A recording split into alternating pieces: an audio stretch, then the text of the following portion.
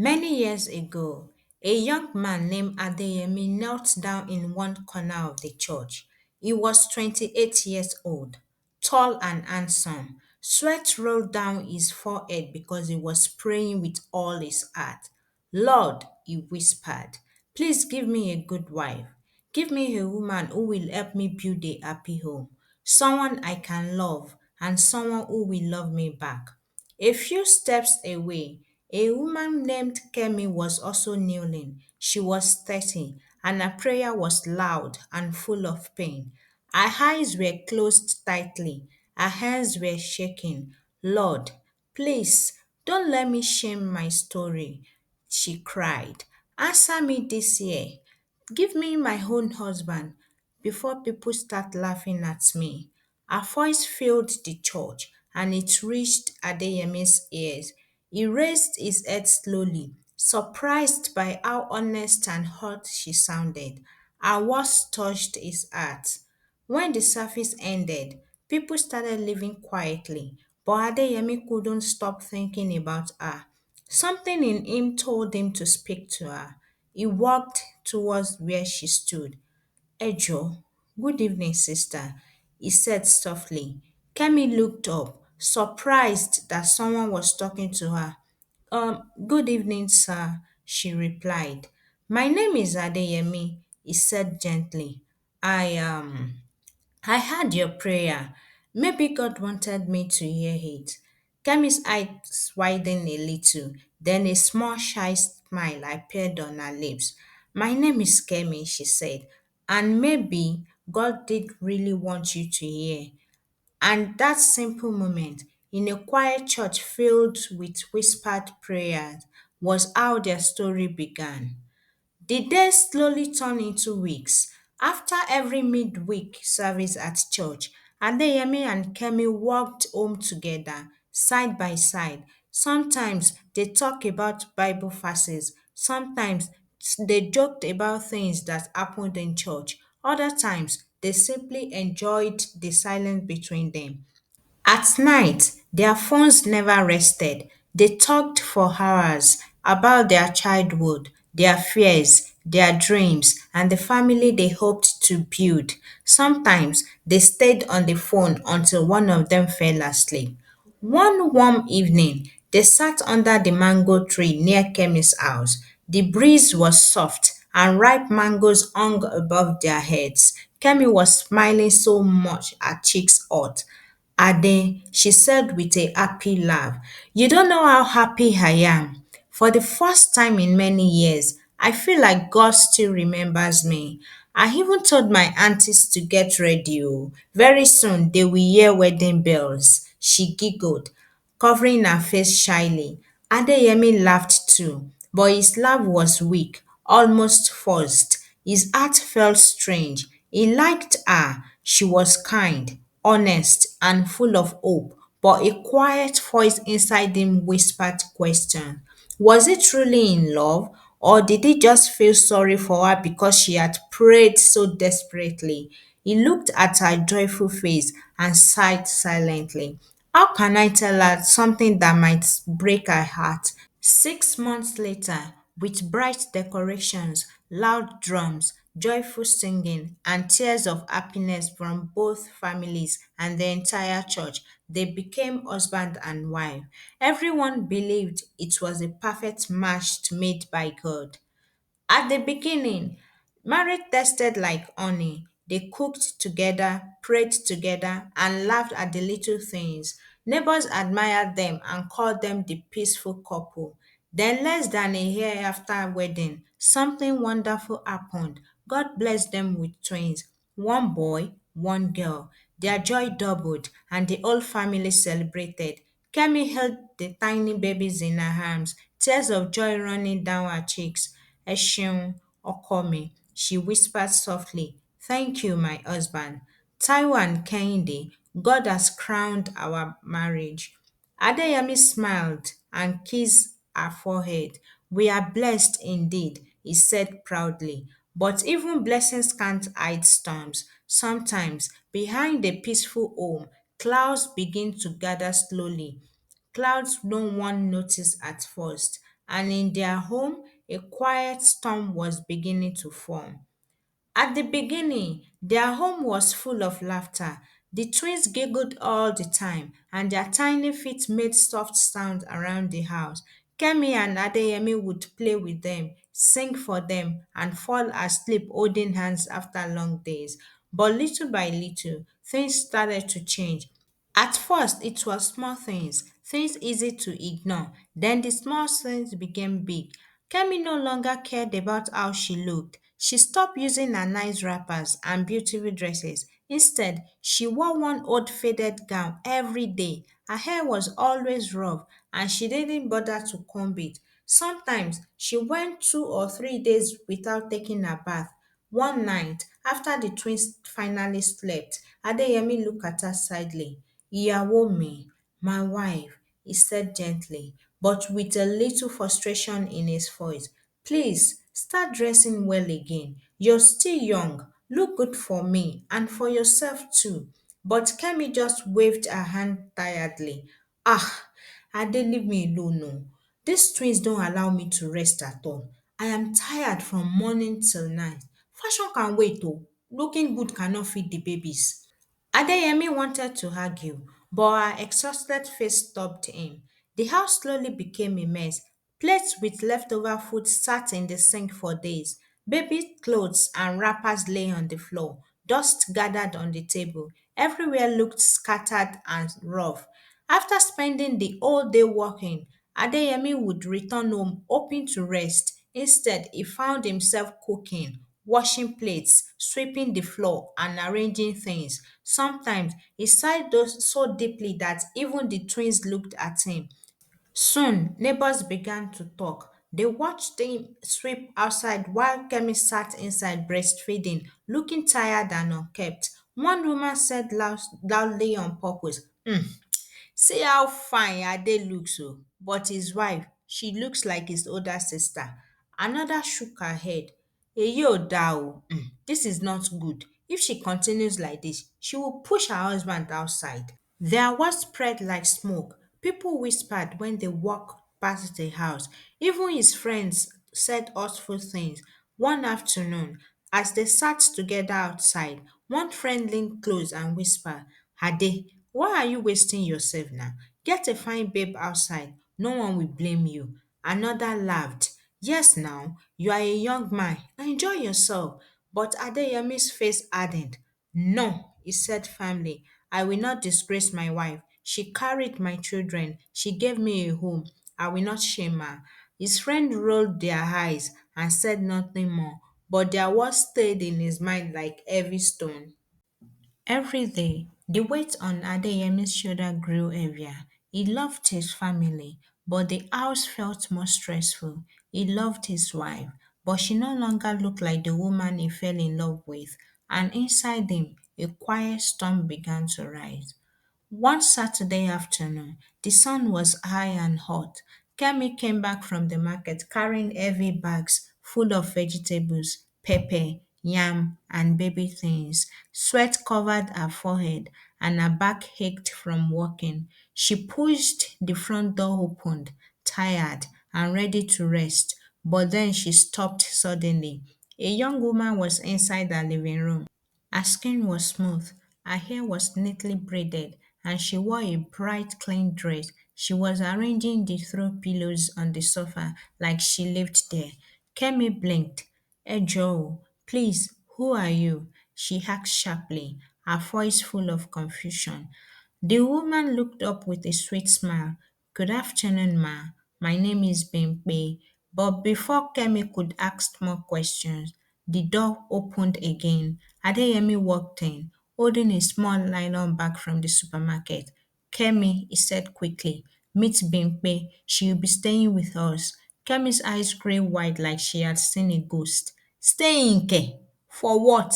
Why will another woman stay in my husband's house?" Adeyemi didn't even look at her. "No arguments," he said firmly. "It's already settled." Kemi felt something break quietly inside her. From that day, everything changed. Bimpe started waking up very early. Even before the cock crowed, she cooked delicious meals, proper jollof rice, egusi soup, and soft amala. She cleaned the house until it shone like glass. She washed and ironed all of Adeyemi's clothes, including the ones he normally asked me to undo. Sometimes, when Kemi walked into the kitchen, she saw them laughing together, cutting vegetables side by side like happy couples. On other times, Bimpe gave Adeyemi cold drinks while he relaxed in the sitting room. The twins giggled whenever Bimpe carried them. They hardly reached for Kemi's anymore. Every night, when the house grew quieter, jealousy filled Kemi's heart like hot water in a pot. She lay beside her husband and cried silently while he slept. Sometimes he turned away from her, sometimes he didn't even notice her tears. The home that used to feel warm and happy now felt like a place for three people, and one of them no longer belonged. One hot afternoon, Kemi had finally had enough. Her hands shook, her heart pounded, and her eyes burned with anger and sadness. She grabbed her bags and started packing clothes, diapers, and toys for the twins. I'm leaving, she shouted, her voice breaking, and her eyes were red from crying. I will not stay here and watch another woman take my place in my own home. I will not watch you laugh with her while I fade away. Adeyemi, sitting on the sofa, looked tired and worn out. His shoulders slumped, and he rubbed the face with his hand. Finally, he said softly, almost too quiet to hear, do what you must. Kemi didn't wait. She stormed out of the house, dragging her bags behind her, and headed straight to her parents' house. She thought they would comfort her, help her decide, and tell her everything would be okay. But her father shook his head firmly. Kemi, my daughter, go back to your husband's house. Marriage is not a playground. You cannot run away just because there is another woman in the house. You have children, a home. You must stay there and fight for it, not abandon it. Kemi's heart sank.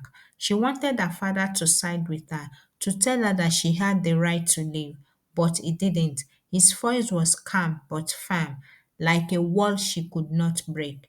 Her friend, Ronke, didn't hold back either. She grabbed Kemi's hand and looked her straight in the eyes. So you want to abandon your home? Má jẹ́ kí wọ́n gba ọkọ lọ́wọ́ ẹ o. Don't let them take your husband away from you.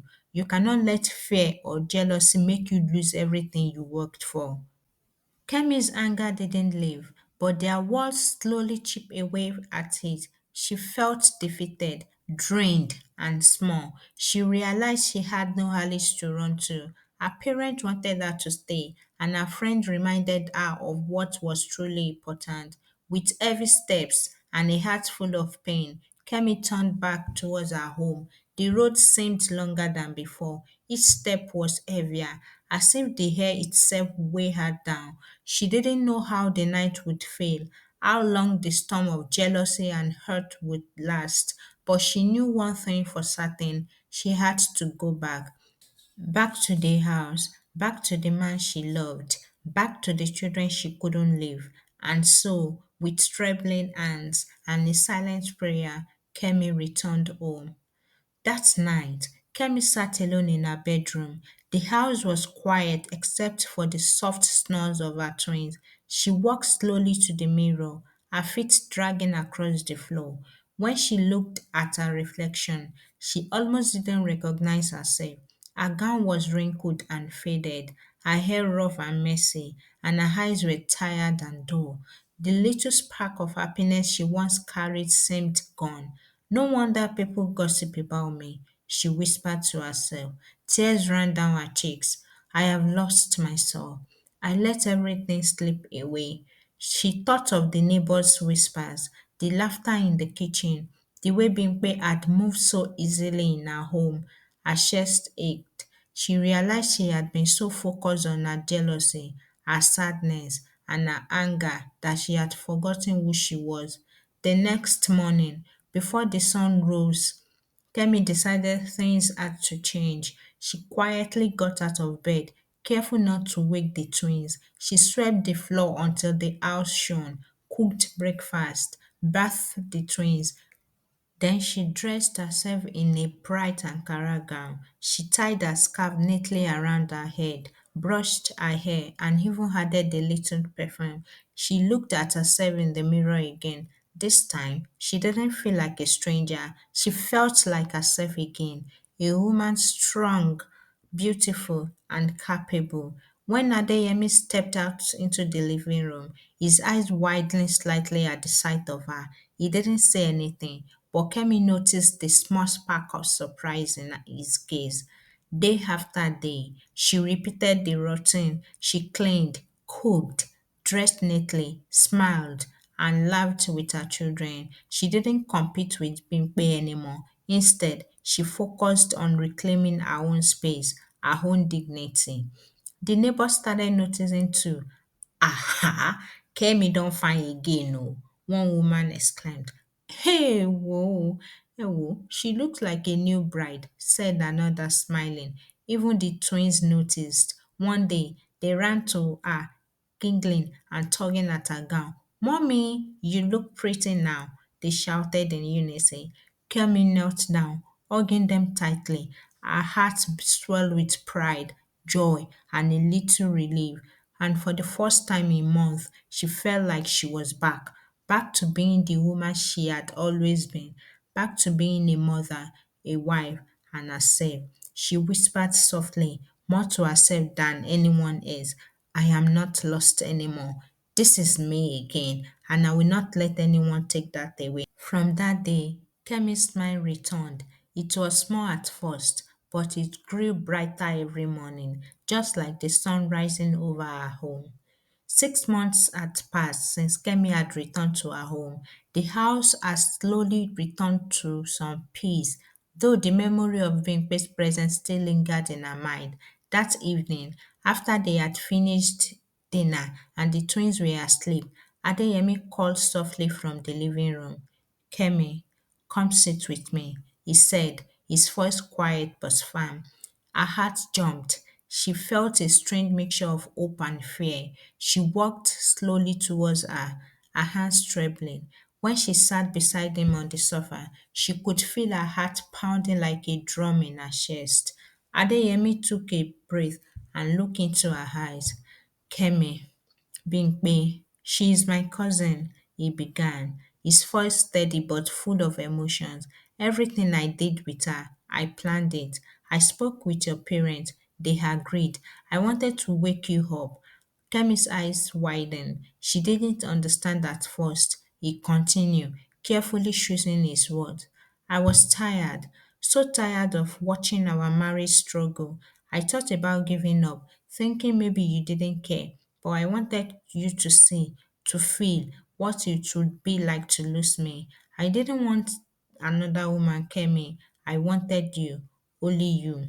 Her mouth opened in shock. So, all this, all the jealousy, all the tears, was it planned? She whispered, her voice trembling.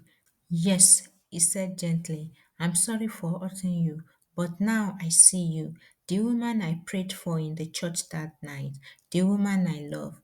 Please don't go back to the old ways. Take care of yourself, of our marriage. I love you, Kemi. Tears ran freely down her cheeks. She couldn't speak. She leaned forward and clung to him tightly, as if holding him could make up for the month of pain. Eshe Okomi, thank you, my husband. She sobbed softly, her voice breaking. Thank you for not giving up on me. I promise I will never let things go back to that way again. He wrapped his arm around her and held her close, feeling the weight of the past month melt away. We will start afresh together, he whispered. No more secret, no more pain, just us, our family, and our love. Kemi rested her head against his shirt, letting the tears flow. For the first time in a long time, she felt safe, loved, and whole. The twins stared in their sleep in the next room, and she smiled through her tears, knowing from that night everything could finally be different. Together, they stayed there on that sofa, holding each other, silently promising that their love would grow stronger and their home would once again be filled with laughter, trust, and joy. And for the first time in years, their home felt like the answer to the prayer they once prayed in the church. 5 years had passed since the night of tears and reconciliation. The twins, Taiwo and Kehinde, were no longer tiny babies, now 7 years old. They ran through the compound, their laughter ringing loudly and joyfully against the walls. Their little feet pounded on the ground as they chased each other, shouting and giggling. The home was alive with happiness. The garden smelled sweet from the flowers Kemi had planted, and the house shone with cleanliness and care. Inside, the scent of freshly cooked food lingered in the air. Kemi stood in the doorway, watching her children play. Her Ankara gown was bright and neatly pressed, her gele tied perfectly around her head. Her hair was smooth, her eyes shone, and her smile radiated warmth. She had grown into a confident, beautiful wife and mother, someone who took pride in herself and her family. Neighbors who once whispered and gossiped about her now stopped to admire her. Ewo Kemi o, one woman said, shaking her head in wonder. Can you believe she is the same person? Look at her, so fresh, so young, so happy. Èmi ò tiẹ̀ rántí pé she's even older than her husband, another replied with a smile. Now they look like the perfect match. Both of them shine together. Inside, Adeyemi watched his children with a soft smile. He glanced at Kemi and felt his eyes swell with pride and love. She had not only reclaimed her place in her home, she had grown beyond it, strong, graceful, and beautiful. She was the woman he had prayed all for those years. The twins ran up to them, shouting, Mommy, Daddy, look at us. Kemi laughed and scooped Taiwo into her arms, while Adeyemi held Kehinde on his hip. Together, the family stood in the sunlight, smiling, laughing, and holding each other tightly. For the first time in a long time, the home felt completely whole. The pain of the past had faded, replaced by joy, love, and hope. Kemi whispered softly, looking at her husband. We made it together. Adeyemi kissed her forehead. Yes, my love, together forever. And as the twins' laughter echoed around them, the neighbors watched and whispered, not with judgment this time, but with admiration and awe at the love and happiness that now filled the house. The end. Or maybe the beginning. Hi, sweethearts! Thank you so much for watching my story today. I really appreciate every single one of you. If you loved it, smash that like button, share it with your friends and family, and don't forget to subscribe so as to support me. I also want to hear from you. So please drop a comment below and tell me what you think or which story you want next. Thanks again for being part of this journey. See you in my next story. I love you. Bye.